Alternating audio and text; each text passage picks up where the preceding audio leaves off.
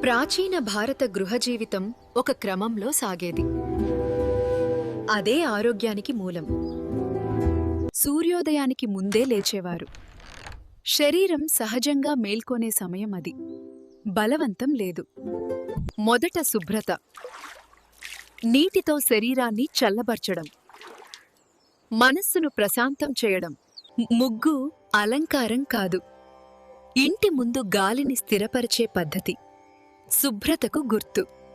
వంటగది పవిత్ర స్థలం. అక్కడ ఆహారం మాత్రమే కాదు, ఆరోగ్యం తయారవుతుంది. తాజా ఆహారం, కాలానికి తగిన వంట, అదే కుటుంబ బలం.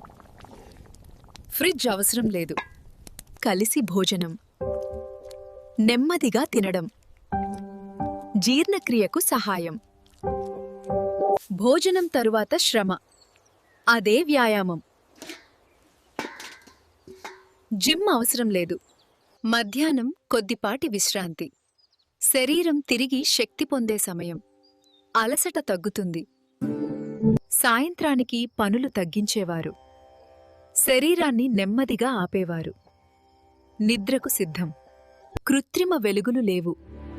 ప్రకృతికి అనుగుణంగా జీవితం. అందుకే నిద్ర లోతుగా ఉండేది.